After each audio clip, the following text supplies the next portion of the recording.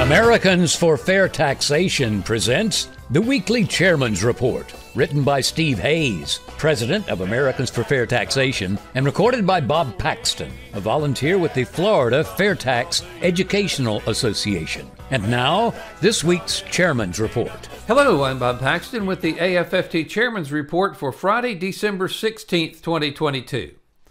Today's Chairman's Report is guest written by Jade Walle. Now, Jade's a partner of a CPA firm and is on the board for Americans for Fair Taxation. The Fair Tax and new product purchases.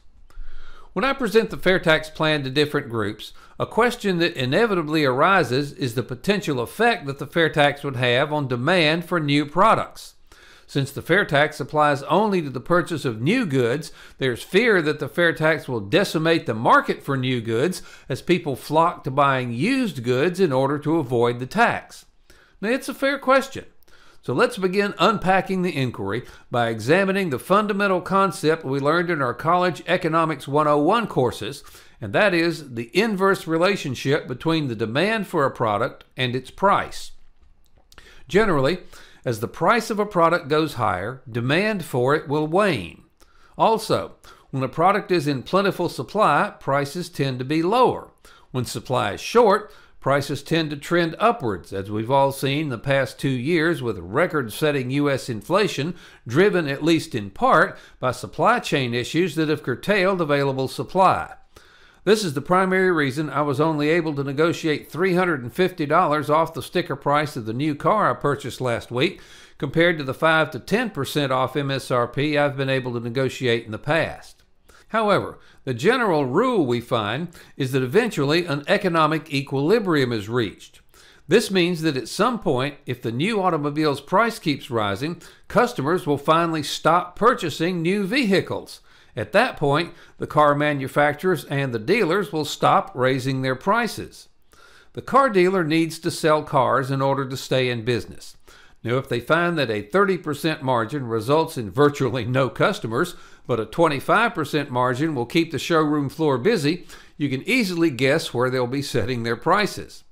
Now, companies will continue to raise prices on goods in short supply and make as much margin as the market and customers will allow. In our wonderful new world where the Fair Tax is the law of the land and the IRS has been thrown onto the scrap heap of history, well, what would happen then? Answer: the exact same thing. An equilibrium will be reached when we're using the Fair Tax. The prices for used vehicles and homes will begin to rise given the increasing demand for those products without the tax in their prices, and this demand will outpace supply for a while and prices will rise. That's Economics 101. Now juxtapose this with the prices for new cars and homes, where demand will decrease given that the new Fair Tax will be included in those prices. We'll have a dynamic scenario where the price of a new automobile decreasing and a used automobile increasing become closer and closer to each other until one thing happens.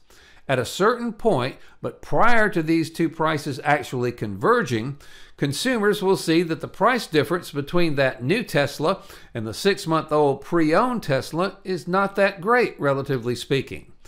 This is the point where certain consumers will determine, based on their own wants, needs, and preferences, that they'll just buy the new Tesla because it's not that much more expensive than the used one, and they prefer new cars anyway.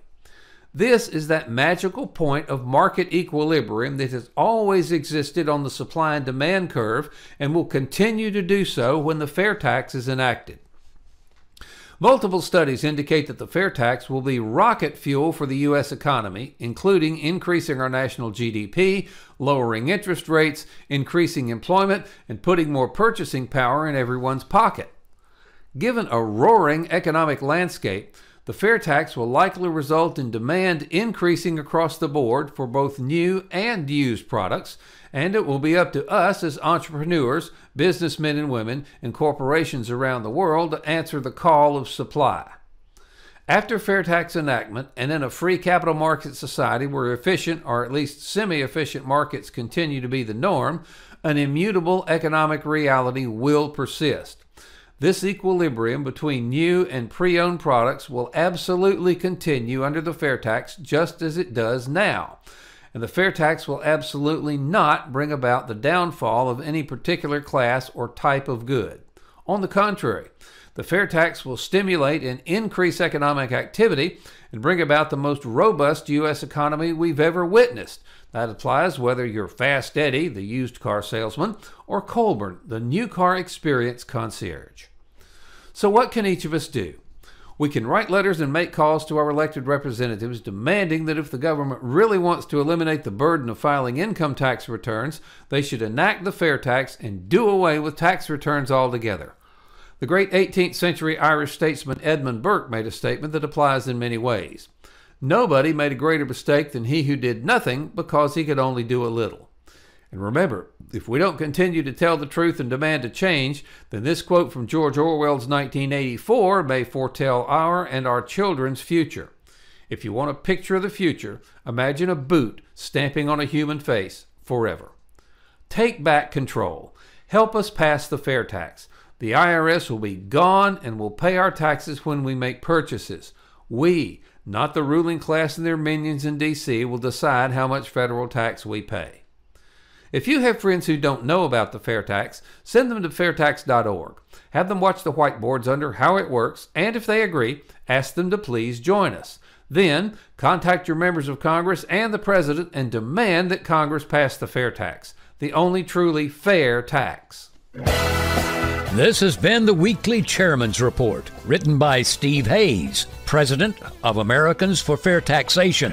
Check back every week for news and information about the fair tax and learn why the fair tax should replace our antiquated federal income tax system. If you'd like to receive a copy of the Chairman's Report in your inbox every week, sign up at FAIRtax.org.